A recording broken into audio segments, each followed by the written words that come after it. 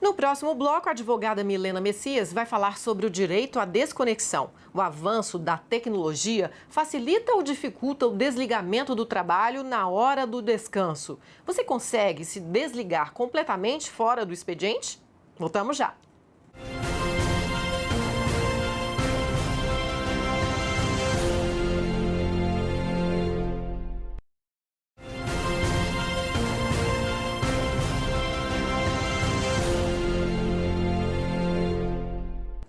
A tecnologia facilita a execução do trabalho, mas também demonstra o poder que exerce na vida das pessoas. Um desses poderes é o fato de conectar os seres humanos entre si com o mundo o tempo todo, inclusive com o trabalho.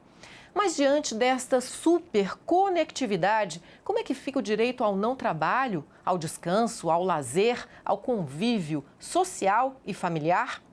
Sobre o assunto, a nossa convidada de hoje é a advogada Milena Messias. Seja bem-vinda à Hora Extra, Milena. Obrigada. E nós vamos começar a entrevista com uma pergunta de outra advogada, a doutora Carla Zanini, sobre esse assunto. Vamos lá?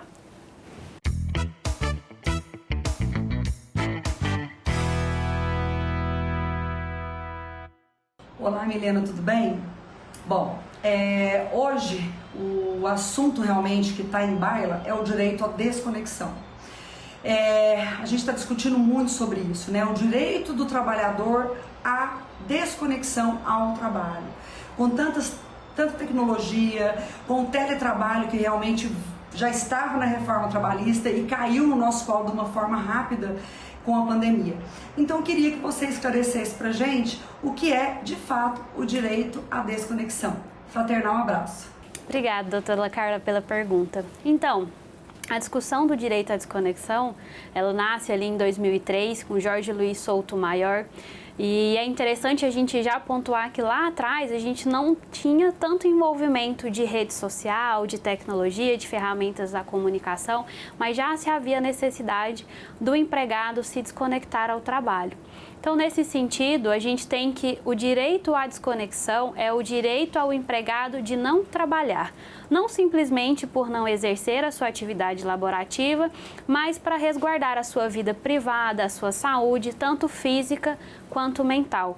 Então, o direito à desconexão é o não trabalho e muito mais como uma obrigação da empresa de não fazer, de não incomodar o trabalhador no seu horário de descanso, seja após o expediente, seja no descanso dos finais de semana ou nas férias. Muito bem. É necessário reconhecer e regulamentar o direito à desconexão do trabalhador como um direito fundamental? Existe já no ordenamento jurídico brasileiro alguma previsão legal? Bom, o direito à desconexão e a violação ao direito à desconexão, ambos decorrem dos direitos fundamentais. Então, quando a gente pensa lá no artigo 5º, no artigo 6º da Constituição, que a gente fala dos direitos sociais, do direito ao lazer, do direito à intimidade, do direito à vida privada, ao convívio social, a gente está falando de direitos sociais, direitos fundamentais.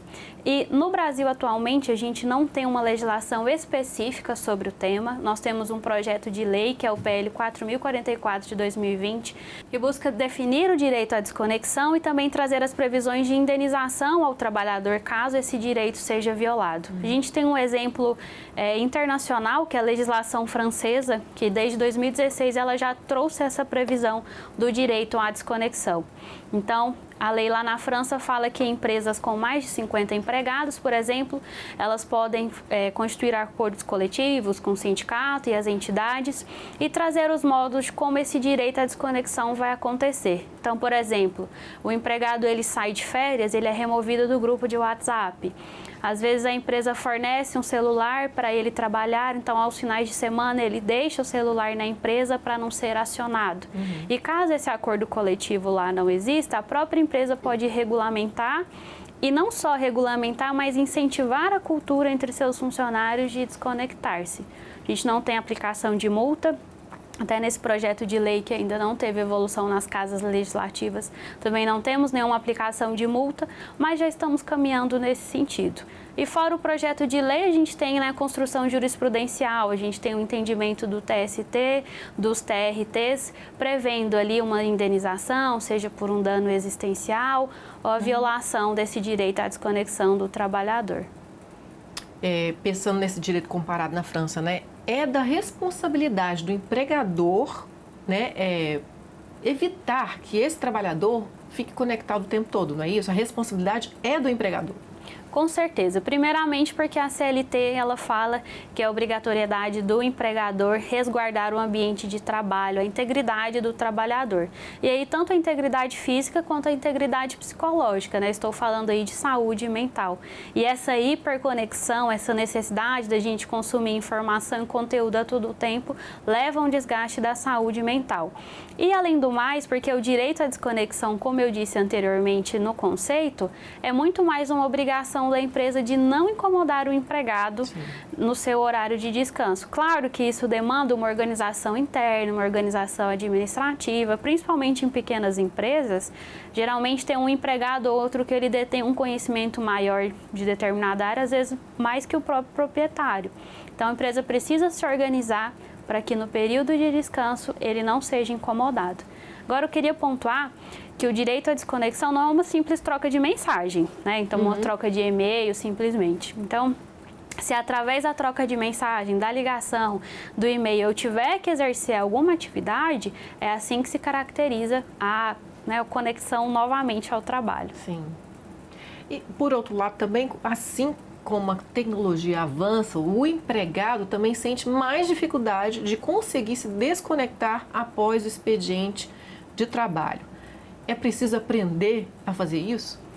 Com certeza, mas primeiro a gente precisa diferenciar, porque quando eu falo direito à desconexão, eu não estou falando necessariamente em me desconectar da tecnologia. Sim. Até porque hoje nós estamos rodeados disso, celular, televisão, até o nosso lazer hoje é conectado à tecnologia. Então, se eu assisto um filme, se eu assisto uma série, né, se eu estou consumindo um canal de uma rede social, eu estou conectada. É mais a gente praticar essa desconexão do trabalho. Eu saio do trabalho, mas o trabalho não sai de mim. Então, não necessariamente eu vou estar sempre me atualizando, fazendo um curso. A gente gosta de usar o horário pós do trabalho para isso, mas a gente precisa repensar esse nosso estilo de vida. Até porque, principalmente com as redes sociais, é cultural que a gente trabalhe muito. É elegante você estar nas redes sociais postando que você trabalha muito, que você é dedicado, mas nem sempre você está ali no momento, quer dizer que você está tendo uma boa produção. Isso também é importante da gente pensar. Ok, doutora Milena, nós vamos agora para um rápido intervalo. Hoje estamos conversando com a advogada Milena Messias sobre o direito à desconexão do trabalhador. Voltamos já, não perca!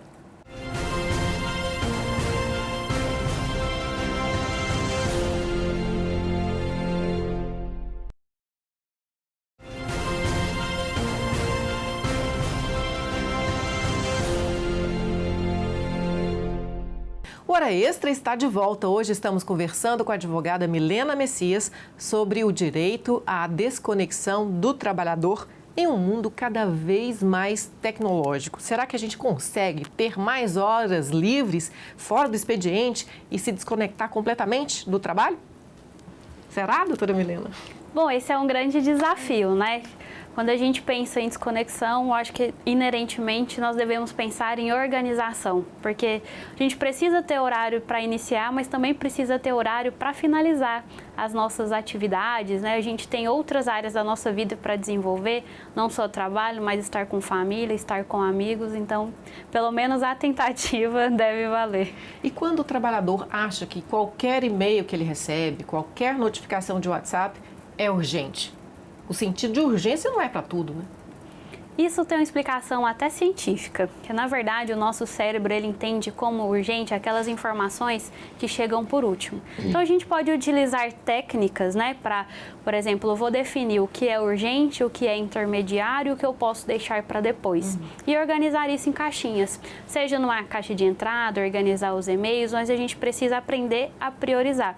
Porque de fato, nem sempre o e-mail que chegar por último, a mensagem que será por último, vai ter mais urgência de responder. É algo que pode esperar. E isso gera uma ansiedade muito grande na gente, né? De querer atender a demanda a tempo e a hora, mas nem tudo precisa ser respondido no momento que chega, né? A preferência é que a gente execute as nossas atividades dentro do horário contratual. Com certeza.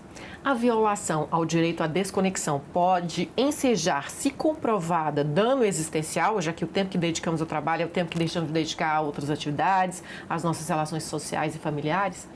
Pode sim, inclusive a gente já tem um entendimento no TST nesse sentido, e isso porque o trabalhador, quando ele se sente demandado o tempo todo, ele não consegue efetivamente descansar, né? Ele está sempre ali em sobreaviso. Existe a possibilidade do empregado ficar de sobreaviso e ele recebe por isso, mas existem situações que não. Então, por exemplo, se eu sou sempre demandada aos finais de semana e eu tenho que estar conectado à internet, as minhas opções de lazer serão para um local que eu preciso estar conectado, que eu tenho sinal de rede, sinal de Wi-Fi. E isso deixa o empregado apreensivo, leva a um estresse, leva a uma fadiga mental e ele efetivamente não descansa. E o descanso ele é essencial não só para a nossa saúde mental, mas para resguardar a nossa integridade. Então, quando eu tenho um empregado cansado, em estafa, ele tem um maior risco de sofrer um acidente de trabalho, ele não vai prestar atenção direito na máquina e pode acontecer, né, um acidente ali, até perder um membro em casos extremos, sem falar que hoje em dia, principalmente, a gente tem muitas pesquisas devido à pandemia também, que o nível de estresse, o nível de transtornos psiquiátricos aumentaram muito. E se eu falo disso, eu estou falando de aumento de afastamento do empregado, eu estou falando de aumento de casos de benefícios previdenciários e tudo isso onera a empresa. Certo. A gente não podia deixar de refletir sobre o trabalho remoto hoje, né? Com a pandemia, o trabalho remoto aumentou. E muita gente reclama que trabalha muito mais em casa do que presencialmente, né? Quais os limites desse trabalho remoto? É mais difícil o trabalhador se impor esse limite de jornada? Essa sensação é muito real, inclusive aconteceu comigo, né? Com a pandemia, a gente aprender a lidar com o home office, né? A CLT ela fala em teletrabalho, na verdade, que é quando o empregado ele exerce a sua atividade fora do estabelecimento empresarial, com o uso de meios telemáticos, que são ferramentas, né, de internet, tecnologia, e aí não necessariamente só em casa, o home office, né, mas de qualquer lugar do mundo. Então, eu como advogada, com um computador e internet, eu consigo, inclusive, hoje até fazer audiência de qualquer lugar. Mas eu volto no quesito anterior que eu falei, a gente precisa desenvolver uma cultura de maior organização. Então, ter horário para iniciar. Como você está em casa, como você está num ambiente mais confortável, você tende a produzir mais horas, você rende mais. Mas você não pode ser demandado mais tempo por isso. Então, assim como o seu trabalho dentro da empresa, você tem hora para sair, hora para o seu almoço e hora para o final da jornada, você tem que ter isso em casa. E, inclusive, no teletrabalho, se você sofre um controle de jornada, você tem direito à hora extra. Então, se o empregador exige, você tem que estar disponível das 8 às 6 da manhã para responder o WhatsApp e e-mail. Então, esse é um controle de jornada. Se você passa desse horário, você pode pleitear as horas extras. Ok. Gostaria, por final, que você comentasse o que diz Jorge Luiz Souto Maior, né? Nosso doutrinador. Ele fala, o avanço tecnológico está roubando o trabalho do homem, mas, por outro lado, é a tecnologia que tem escravizado o homem no trabalho. Bom, a tecnologia ela rouba o trabalho do homem na medida que a máquina ela substitui muito o trabalho manual, o trabalho muitas vezes braçal. Por outro lado, a gente ainda está aprendendo a lidar com a tecnologia, aprendendo a lidar com as redes sociais, qual o tempo adequado eu tenho que passar ali, eu tenho que necessariamente consumir essa quantidade de informação e isso tem de fato nos escravizado, né? A gente já acorda com o celular na mão, nossa, eu preciso ver as últimas notícias e me atualizar. e a gente se sente excluído até se está desatualizado, né? Então, precisa haver esse equilíbrio. Acredito que a gente está aprendendo a lidar com isso, é tudo muito novo, né? Tudo muito recente. E daqui a uns anos, provavelmente, nós teremos uma legislação mais eficaz quanto a isso. E torcendo para que a jornada de todo mundo seja reduzida um pouquinho, pelo menos, né, no Brasil. Isso, porque trabalhar muitas horas não significa um trabalho de qualidade. É isso a gente tem que entender, né? Que um empregado ele feliz, saudável mentalmente, ele produz melhor e até em maior quantidade num período menor de tempo. Milena, muito obrigada pela entrevista. Eu que agradeço o convite. O Hora Extra fica por aqui. Hoje conversamos com a advogada Milena Messias sobre o direito à desconexão do trabalhador. Gostou da entrevista? Você também pode acompanhar essa entrevista no canal do TRT no YouTube e também acompanhar mais notícias da Justiça do Trabalho Goiana pelas redes sociais, pela rádio web, pelo portal do TRT. Até a próxima semana.